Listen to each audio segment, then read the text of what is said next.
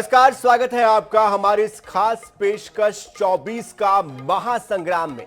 मैं हूं सनी गंगासागर आपके साथ में। लोकसभा चुनाव से संबंधित हर वो खबर आप तक हम इस कार्यक्रम के जरिए पहुंचाते हैं जो आपको जानना बेहद जरूरी है। ऐसे में लोकसभा चुनाव के लिए हर एक दिन बहुत ज्यादा महत्वपूर्ण होता जा रहा है। आज प्रधानमंत्री मोदी ने जहां छत्तीसगढ़ के बस्तर का दौरा किया, आम सभा को संबोधित किया, तो वहीं मंडला में राहुल गांधी ने भी कार्यकर्ताओं से संवाद किया।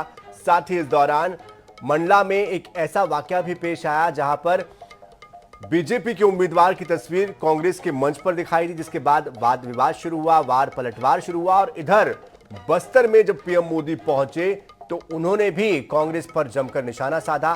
कुल मिलाकर आज पूरे दिन भर में राजनीतिक गतिविधियां जो सामने आई वो बेहद महत्वपूर्ण रही और इन तमाम गतिविधियों की खबरों को लेकर फिर से एक बार हम हाजिर हैं 24 का महासंग्राम में। तो चलिए शुरू करते हैं हमारा ये खास कार्यक्रम 24 का महासंग्राम।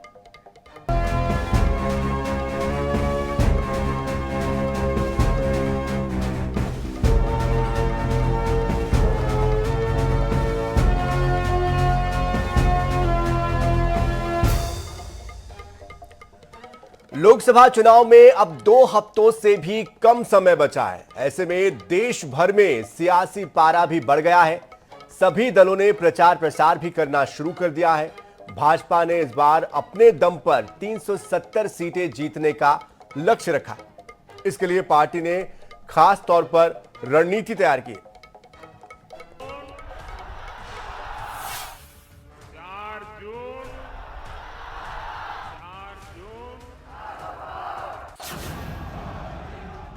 लोकसभा चुनाव के लिए सरगर्मी बढ़ती जा रही है। पिछले 10 साल से केंद्र की सत्ता पर काबिज भाजपा ने इस बार अपने दम पर 370 सीटें जीतने का लक्ष्य रखा है। वहीं एनडीए गठबंधन के लिए अब की बार 400 पार का नारा भी दिया गया है। भाजपा के 370 सीटों के लक्ष्य को देखें तो 10 राज्यों की 225 लोकसभा सीटें ऐसी हैं जहां बीजेपी और कांग्रेस के बीच सीधा मुकाबला है। यह सीटें दिल्ली, हरियाणा, राजस्थान, गुजरात, मध्य प्रदेश, उत्तर प्रदेश, कर्नाटक और छत्तीसगढ़ है। बीजेपी इन सीटों पर क्लीन स्वीप करने के लिए रणनीति बना रही है। इन 10 राज्यों में 6 राज्य ऐसे हैं जहां बीजेपी ने 2019 में क्लीन स्वीप किया था। इनमें राजस्थान, गुजरात, दिल्ली, हिमाचल प्रदेश, हरियाणा और उत्तराखंड की भी सीटें जीती थीं। ऐसे में अगर बीजेपी अपने 370 सीट के लक्ष्य को हासिल करना चाहती है तो बीजेपी को इन्हीं 225 सीटों पर ज्यादा से ज्यादा सीटें जीतनी होंगी। बीजेपी को 370 सीट के लक्ष्य के करीब पहुंचना है तो उसे सबसे पहले यूपी की सभी 80 सीटें जीतनी होंगी। यहां बीजेपी ने पिछले चुनाव में 64 सीटों पर जीत दर्ज की थी। राज्य की सभी सीटों पर जीत हासिल करने के लिए बीजेपी ने मुस्लिम बाहुल सीटों के लिए खास रणनीति बनाई है और मुस्लिम महिलाओं को पोलिंग एजेंट बनाने की ट्रेनिंग दे रही है। इतना ही नहीं, प्रधानमंत्री नरेंद्र मोदी ने यूपी में तूफानी रैलियां करने की भी योजना बनाई है। देश भर की बात करें तो उत्तर भारत में लोकसभा की 242 सीट है। 2019 लोकसभा चुनाव में बीजेपी ने 183 सीट जीती थी। दक्षिण भारत में लोकसभा की 132 सीट है और पिछली बार बीजेपी ने सिर्फ 29 सीट पर ही जीत हासिल की थी, यानी 103 सीट पर हार का मुंह देखना पड़ा। 2019 लोकसभा चुनाव में बीजेपी अकेले 436 सीटों पर लड़ी। 436 में से 303 सीटों पर जीत हासिल की। देश में 7 ऐसे राज्य हैं जहां लोकसभा की 87 सीट है। इन राज्यों को साधे बिना बीजेपी का 370 का लक्ष्य हासिल कर पाना असंभव है। केरल में लोकसभा की 20 सीट है। 16 सीट ऐसी है जहां बीजेपी कभी नहीं जीती। तमिलनाडु में लोकसभा की 39 सीट है। इनमें से 16 सीट पर कभी कमल नहीं खिला। तेलंगाना में लोकसभा की 17 सीट है। इनमें से 10 सीट पर बीजेपी को हमेशा हार मिली। ओडिशा की बात करें तो यहाँ लोकसभा की 21 सीट है। इनमें से 10 सीट ऐसी है जहाँ बीजेपी कभी नहीं जीती। आंध्र प्रदेश में 25 लोकसभा सीटें हैं। यहाँ 3 सीटें ऐसी हैं जहाँ हर बार बीजेपी हारी। ऐसे में ये देखना दिलचस्प होगा कि इन सीटों पर बीजेपी जीत हासिल कर पाती है या नहीं। Bureau report INS 24/7। तो इसके पहले पीएम मोदी जबलपुर के रोड शो में शामिल हुए थे और ये कितना सफल रहा ये तो लोकसभा चुनाव के बाद जब परिणाम आएंगे तभी ये पता चल पाएगा। लेकिन खुद पीएम मोदी इस रोड शो को शानदार बता रहे हैं। यहाँ के विकास की आंखों देखी भी वो खुद बयां कर रहे हैं। हालांकि इस पर विपक्ष की तरफ से तंज कसा जा रहा है। जबलपुर लोकसभा सीट पर बीजेपी ने आशीष दुबे को टिकट दिया है, वहीं दूसरी ओर कांग्रेस ने दिनेश यादव को मैदान में उतारा है। प्रधानमंत्री को भाया संस्कार धानी का रोड शो को बताया शानदार, रोड और इंफ्रास्ट्रक्चर की तारीफ की, बताई विकास की आंखों देखी दास्तां। कांग्रेस को तंज कसने का मिला मौका।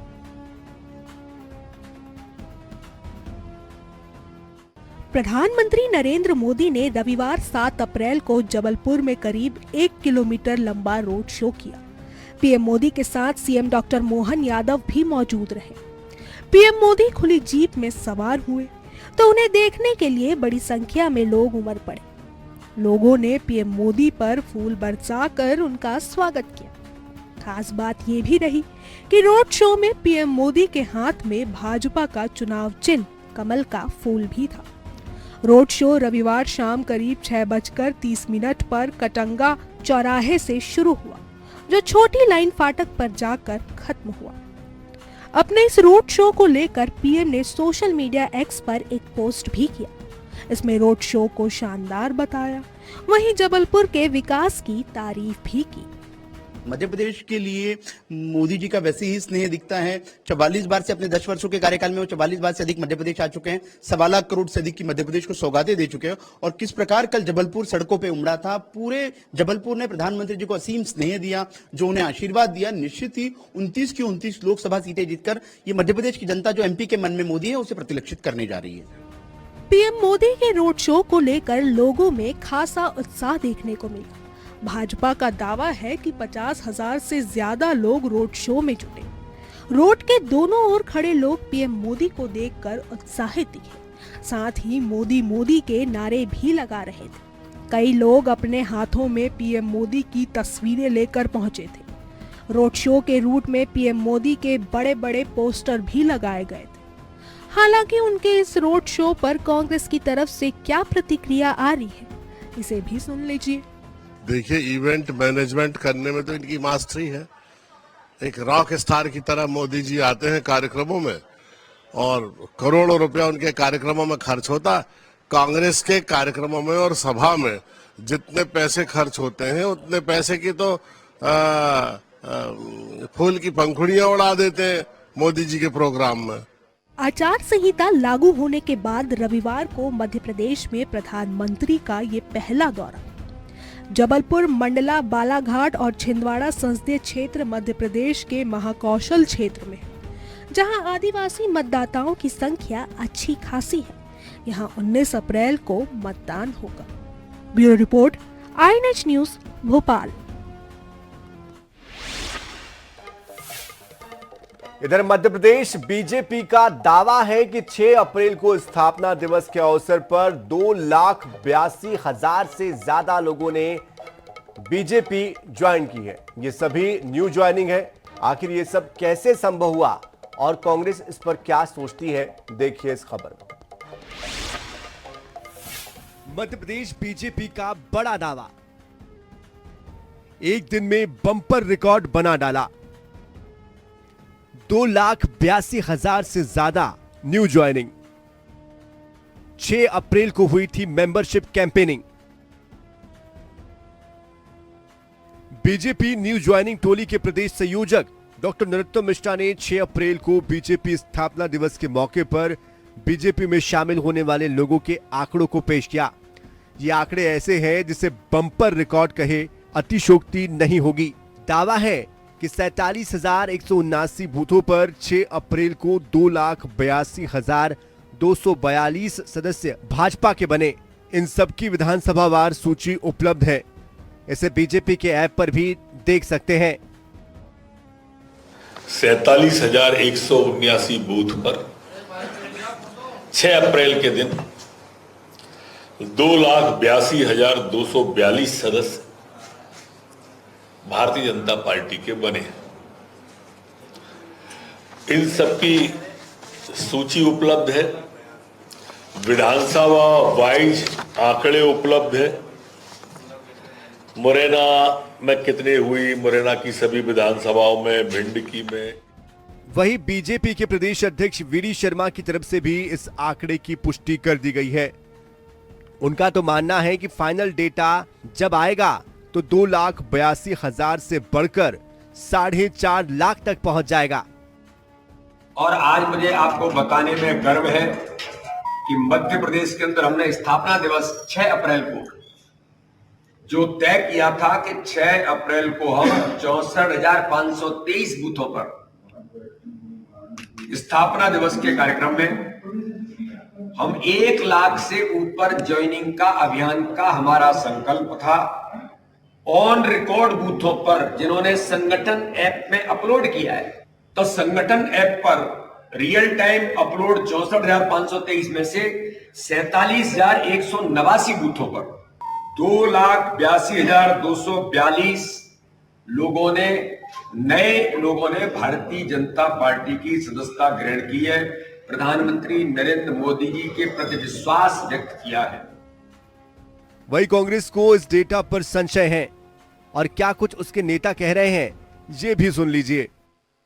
न्यू ज्वाइनिंग टोली ज्वाइनिंग कराई जा रही है, खरीद के पैसे देकर कार्यकर्ताओं को लाया जा रहा है। वो कार्यकर्ता जो हर जगह जाते हैं, हर कार्यक्रम में जाते हैं, 500 रुपये में वो काम करते हैं बेरोजगारी के चलते, ना वो किसी पार्टी के हैं। नेता एक ज्वाइन करता है, कांग्रेस का कर रहा है, जिसको हम जानते हैं। उसके पीछे आप 2,000 5,000 अलग अलग व्यक्ति अलग अलग बयान देता है, और वो सब वही कार्यकर्ता हैं जो राजनीतिक मजदूर हैं। उनको आप किसी भी जगह कार्यक्रम में ले जाते हैं तो इसके ऊपर ये उपलब्धि बता रहे हैं। अरे अपने कार्यकर्ता से पूछिए, ज्वाइनिंग टोली का वो विरोध करेगा इनका कार्यकर्ता कि बहिष्कार होगा सीधे सीधे। बीजेपी के स्थापना दिवस पर 1 लाख से अधिक लोगों की बीजेपी की ज्वाइनिंग करने के दावे को जीतू पटवारी पहले ही फर्जी बता चुके हैं। जीतू कह चुके हैं कि केवल 236 लोगों ने बीजेपी ज्वाइन की है, जिसे कांग्रेस निष्कासित कर चुकी है। हालांकि नरोत्तम मिश्रा ने इस पर पलटवार किया है। उन्होंने पीसीसी चीफ जीतू पटवारी को झूठा और चरित्र हत्या करने वाला व्यक्ति कहा है। नरोत्तम ने कहा कि जितनी संख्या जीतू पटवारी ने बताई है, इतने लोग तो एक दिन में दीपक सक्सेना छिंदवाड़ा से ही लेकर आए थे। Bureau report, I news 24/7 Bhopal. Madhya Pradesh में राहुल की सभा से पहले कांग्रेस को एक नए सियासी बहस में उलझना पड़ा है, और ये उलझन खुद कांग्रेस की बनाई हुई है। दरअसल एक फ्लैक्स इसके पीछे की वजह है। कांग्रेस की सभा में बीजेपी के प्रत्याशी फग्गन सिंह कुलस्ते की तस्वीर यहां पर फ्लैक्स पर लगाई गई थी, जिस पर खूब बयानबाजी हुई। हालांकि बीजेपी ने यह तक कह दिया कि कांग्रेस को बीजेपी का फोबिया हो गया, लेकिन जैसे ही ये बात बीजेपी तक पहुंची तो लगातार जो बयान आ रहे थे उस पर कांग्रेस ने खुद को संभालने की कोशिश की, और इसके बाद बयानों का सिलसिला शुरू हो गया। कांग्रेस को बीजेपी का फोबिया, राहुल की सभा में बीजेपी का पोस्टर लगा दिया। बीजेपी प्रत्याशी कुलस्ते के फ्लैक्स पर बयानबाजी, बीजेपी और कांग्रेस के बीच सियासत जारी। ये नजारा है राहुल की सभा का। उनके आने से पहले यहाँ विवाद इस बात का बढ़ा कि कांग्रेस के कार्यक्रम में बीजेपी प्रत्याशी के पोस्टर कैसे लगे। दरअसल धनौरा में मंच पर रविवार को फ्लेक्स लगा दिया गया। इसमें कांग्रेस नेताओं के साथ केंद्रीय मंत्री और बीजेपी प्रत्याशी फग्गन सिंह कुलस्ते का फोटो भी था। वीडियो वायरल होने के बाद कांग्रेस नेता हरकत में आए। उन्होंने फग्गन सिंह के फोटो को ढक दिया। फिर उसी जगह कांग्रेस विधायक रजनीश हरवंश सिंह का फोटो लगा दिया। अब इस मामले पर बीजेपी कांग्रेस पर तंज कसती नजर आ रही है। पूर्व गृह मंत्री नरोत्तम मिश्रा इसे कांग्रेस को बीजेपी का फोबिया कह रहे हैं, तो वहीं सीएम डॉक्टर मोहन यादव ने भी इस पर निशाना साधा है। भाजपा के फोबिया से ग्रस्त तो है ही कांग्रेस, और इसलिए अच्छा है हमारे प्रत्याशी का अगर फोटो लगाए तो इसमें बुरा क्या है। कांग्रेस ने समाजवादी मिली भगत से कांग्रेस को मालूम था कि खजुराहो उनकी निश्चित हार है। बाद में समाजवादी पार्टी ने भी प्रत्याशी बदला, और जब फार्म भरने का मौका है तो आप सबको मालूम है, और वही स्थिति फिर दोहरा रहे हैं कि अब मंडला के अंदर उनके प्रत्याशी का फोटो नहीं लगा रहे हैं, भाजपा के प्रत्याशी का फोटो लगा रहा है। उधर इस मामले में सिवनी कांग्रेस जिला अध्यक्ष राजकुमार खुराना का कहना है कि प्रिंटर से गलती हुई है। प्रिंटिंग के दौरान गलती से कुलस्ते का फोटो लगा दिया गया था, जिसे सुधार दिया गया है। वहीं बीजेपी के तंज पर कांग्रेस इसे बेवजह तूल देने की सियासत का नाम दे रही है। सिवनी जिले में एक गांव में जो तैयारियों की सभा थी उसमें बहुत सारे पोस्टर लगे थे, तो एक पोस्टर में गलती से उसने वो फोटो चिपका दिया। कौन सी बड़ी बात है, ये तो क्लरिकल मिस्टेक है। इसको की राजनीतिक मुद्दा बनाना, आप और कुछ नहीं बचा इनके पास, बीजेपी के पास। जहां राहुल की सभा से पहले ऐसी गफलत हुई, उस मंडला लोकसभा में कांग्रेस ने ओमकार सिंह मरकाम को कैंडिडेट बनाया है, तो बीजेपी की तरफ से केंद्रीय मंत्री फग्गन सिंह कुलस्ते उम्मीदवार हैं। ये सीट आदिवासियों के लिए रिजर्व सीट है। Bureau report INS 24/7 Bhopal. प्रधानमंत्री नरेंद्र मोदी ने सोमवार को बस्तर में विजय संकल्प शंखनाद रैली को संबोधित किया। छत्तीसगढ़ में लोकसभा चुनाव में अपने प्रचार का शंखनाद किया। बस्तर के छोटे आमाबाल में हुई इस रैली में कई विधानसभा क्षेत्र के हजारों ग्रामीण पीएम मोदी को देखने और सुनने के लिए पहुंचे। इस दौरान पीएम मोदी ने कांग्रेस पर जमकर हमला बोला, तो वहीं 10 साल की उपलब्धियां भी गिनाई।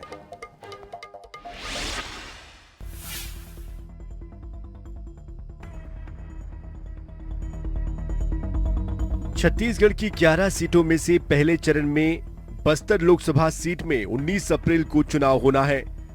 उसके पहले पीएम नरेंद्र मोदी ने बस्तर में विशाल रैली को संबोधित किया। प्रधानमंत्री मोदी ने बस्तर की सभा में भ्रष्टाचार के मुद्दे पर जमकर हमला बोला। पीएम ने चरणदास महंत के लाठी से सिर फोड़ने वाले बयान का जिक्र भी किया। उन्होंने कहा कि भ्रष्टाचार के खिलाफ मोदी सरकार की मुहिम से कांग्रेस के नेता तिलमिला गए हैं, इसलिए अब उनके सिर फोड़ने की धमकी दी जा रही है। यहाँ के युवाओं को जिन्होंने धोखा दिया है, उनकी तेजी से जांच चल रही है। हम नाराज होकर ये लाठी से मोदी का सिर फोड़ने की धमकी दे रहे हैं। मोदी गरीब का बेटा है, सिर ऊंचा रख करके चलता है। प्रधानमंत्री ने सभा में प्रदेश को मिले पहले आदिवासी मुख्यमंत्री विष्णुदेव साय का भी जिक्र किया। उन्होंने कहा कि 3 महीने में ही यहाँ की राज्य सरकार ने बहुत सारे काम किए हैं। महिलाओं, किसानों से किया गया वादा पूरा किया है। पीएम ने कहा कि मोदी की गारंटी है कि जो भी वादे किए गए हैं वो सभी पूरे किए जाएंगे। वहीं सीएम विष्णुदेव साय ने कहा कि मोदी जी जो गारंटी दे रही से वो सब लाभ पूरा करके काम लगातार चलत है। बहुत अकन काम पूरा कर दिए हैं। अभी हमारे मुख्यमंत्री जी बड़े विस्तार से बताते थे, यहाँ की भाजपा सरकार ने धान किसानों के बकाए रकम को चुकाने की गारंटी पूरी कर दी। आपकी गारंटी होगी ना, ये मोदी पूरी करेगा। आप उनको गारंटी दे देना कि आने वाले 5 साल में जो रह गए हैं ना, उनको भी मोदी सारी योजना पहुंचा देगा। आदरणीय प्रधानमंत्री जी के आशीर्वाद से आगे करबो। और आप मन देखा तो ना कि सब काम साए साए होते कि नहीं। आदरणीय प्रधानमंत्री जी के आशीर्वाद से सब काम साए साए होते। और हमारा प्रधानमंत्री जी ला सुनना है। आप मन से मैं आग्रह करूं कि आने वाला लोकसभा के चुनाव में हमारा 11 के 11 लोकसभा सीट मोदी जी ला जिता के देना है कि नहीं। पीएम मोदी ने कहा कि राम मंदिर बनने की सबसे ज्यादा खुशी भगवान राम के ननिहाल छत्तीसगढ़ में है, लेकिन कांग्रेस खुश नहीं है। पीएम ने चुन चुनकर हर उस मुद्दे का जिक्र किया जिसमें विपक्ष कटघरे में खड़ा नजर आया। उन्होंने केंद्र सरकार और राज्य की उपलब्धियां गिनाते हुए बस्तर, कांकेर समेत सभी 11 सीटों पर कमल का फूल खिलाने का आह्वान किया। अब देखना होगा कि पीएम मोदी की अपील का कितना असर छत्तीसगढ़ में दिखाई देगा। रायपुर से INS 24/7 के लिए स्वप्निल गोरखेड़े की रिपोर्ट। छत्तीसगढ़ में पहले चरण में बस्तर लोकसभा सीट में चुनाव हो रहा है। बस्तर सीट पर प्रचार अभियान तेज है। पीएम मोदी की सभा के जरिए भाजपा अपने पक्ष में वातावरण बनाने की कोशिश में जुटी है, लेकिन उससे पहले झीरम की घटना को लेकर बवाल फिर से एक बार तेज हो गया है। आखिर नितिन नबीन को क्यों याद आया कवासी का वीडियो, क्यों बैस से पूछा सवाल, देखिए इस रिपोर्ट में।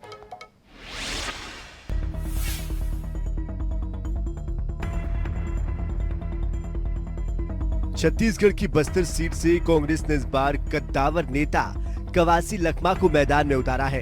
कवासी का नाम सामने आते ही बीजेपी हमलावर है। झीरम मामले को लेकर भाजपा लगातार कवासी पर तीखे हमले बोल रही है। इस बीच भाजपा के प्रदेश प्रभारी नितिन नबीन ने झीरम की घटना को लेकर एक बार फिर सवाल खड़े कर दिए हैं। उन्होंने दो टुक लहजे में सवाल पूछा है कि 5 साल कांग्रेस की सरकार रही, झीरम के पीड़ितों को न्याय क्यों नहीं मिल पाया। नितिन नबीन यही नहीं रुके, उन्होंने झीरम के बाद कवासी लखमा का अस्पताल में सामने आया वीडियो भी याद किया। कांग्रेस नेताओं से पूछा कि झीरम के दोषियों पर कांग्रेस मेहरबान क्यों है। नितिन नबीन के बयान ने झीरम को लेकर सियासत तो गरमा ही दी है, कवासी की टिकट को लेकर कांग्रेस को सवालों के घेरे में भी खड़ा कर दिया है। यही वजह है कि पीसीसी चीफ दीपक बैज नितिन नबीन के बयान पर पलटवार करते नजर आए। दीपक बैज ने कहा कि कांग्रेस सरकार मामले की जांच के लिए एनआईए से सबूत मांग रही थी, तब सबूत नहीं दिए गए। अब जो नितिन नबीन कह रहे हैं, क्या वो एनआईए की रिपोर्ट है या न्यायिक जांच की रिपोर्ट के आधार पर वो कह रहे हैं, ये उन्हें बताना चाहिए। मैं तो यही कहूंगा, ये तो राहुल गांधी को बताना है, हमको नहीं बताना है। और महंत चरण दास ने उस वीडियो में क्या कहा था और क्या टिप्पणी की थी, वो तो जनता के बीच में है ना, मैं क्यों उस पर बोलूं। लेकिन जनता तो पूछेगी कि जो कांग्रेस के नेताओं के हत्या का दोषी हो, उस पर कांग्रेस क्यों मेहरबान है। झीरम घटना शुरुआत से एनआईए जांच कर रही थी और एनआईए ने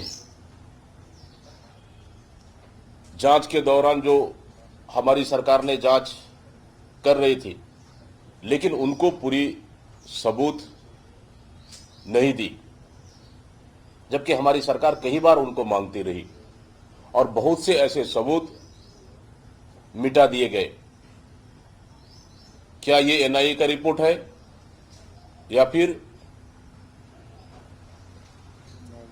न्यायिक जांच की रिपोर्ट है? पहले नितिन नवीन जी को इस पे स्पष्ट करना चाहिए। छत्तीसगढ़ में झीरम का मुद्दा सियासी तो है ही, भावनात्मक भी है। यही वजह है कि झीरम हमले को लेकर हर बार चुनाव के पहले वार पलटवार भी देखने मिलता है। लेकिन सियासी घमासान से इतर सत्ता पक्ष हो या विपक्ष, ये बताने की स्थिति में नजर नहीं आता कि झीरम के पीड़ितों को आखिर न्याय कब मिलेगा। कुल मिलाकर झीरम के पीड़ितों का न्याय अब सियासी मुद्दा बनकर रह गया है। रायपुर से INS 24/7 के लिए गौरव शर्मा की रिपोर्ट।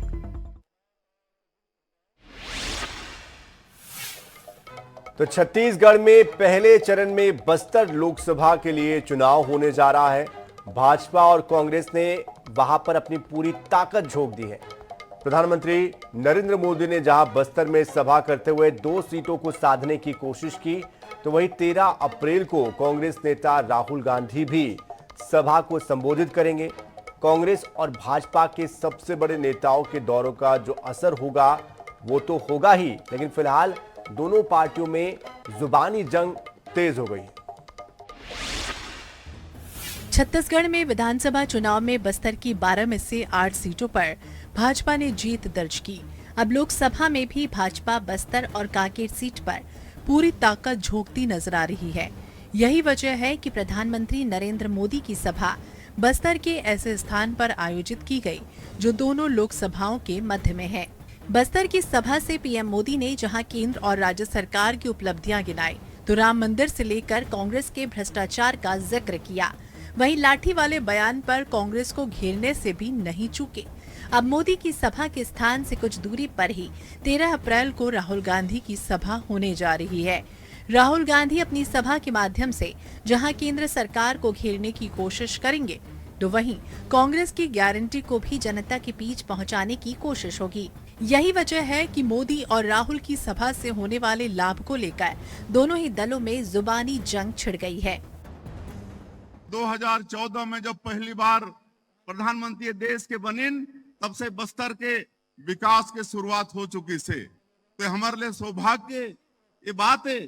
और आज हमला सुनना है, लेकिन मैं प्रधानमंत्री जी ला अवगत कराना चाहूं कि पिछले विधानसभा के चुनाव में आप मन के बात में हमारे छत्तीसगढ़ के मतदाता विश्वास करके भारतीय जनता पार्टी ला जिताइस, सरकार में बैठाइस, तो आपके आशीर्वाद से हमन भी 100 दिन में 3 महीना में आप मन जो वादा करे रहा छत्तीसगढ़ के जनता से बोला पूरा करे में हमन सतत लगे हन। राहुल गांधी जी को माफी मांगना चाहिए जिस प्रकार से उन्होंने छत्तीसगढ़ की जनता को ठगने का काम किया।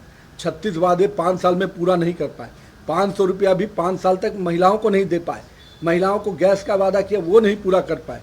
5 साल तक गंगा जल का अपमान कर कहीं ना कहीं जो लगातार वादों की खिलाफी की, आज छत्तीसगढ़ फिर से आ रहे हैं, तो जनता से पहले उनको माफी मांगना चाहिए। जब भी राहुल गांधी जी, प्रियंका गांधी जी आए बस्तर में, उनको सुनने और देखने के लिए जनसैलाब उमड़ा है। निश्चित रूप से 13 तारीख को हमारे नेता माननीय राहुल गांधी जी बस्तर आ रहे, इसका फायदा बस्तर क्षेत्र की जनता और बस्तर के लिए लाभ होगा और चुनाव में इसका फायदा भी मिलेगा। बस्तर में जल, जंगल, जमीन से लेकर नगरनार और धर्मांतरण तक कई मुद्दों पर भाजपा और कांग्रेस आमने सामने है। विधानसभा चुनाव में इन मुद्दों पर भाजपा ने बढ़त बनाई, लेकिन इस बार कांग्रेस ने कवासी लखमा को उतारकर लोकसभा की जंग को दिलचस्प बना दिया है। ऐसे में मोदी और राहुल के दौरे से किसके पक्ष में वातावरण बनेगा, इस पर सभी की निगाहें टिकी होंगी। INS 24/7 के लिए रायपुर से गौरव शर्मा की रिपोर्ट। तो चुनावी प्रचार, चुनावी दौरों का दौर भी जारी है, वार पलटवार भी जारी है और कोई भी किसी से पीछे नहीं रहना चाहता। ऐसे में हर दिन सियासत भी एक नया मोड़ ले रही है और तमाम इन खबरों पर हमारी नजर भी बनी हुई है। तो इसी के साथ 24 का महासंग्राम में आज के लिए फिलहाल के लिए इतना ही, लेकिन ताजा खबरों का अपडेट्स का सिलसिला INS 24/7 पर लगातार जारी। नमस्कार।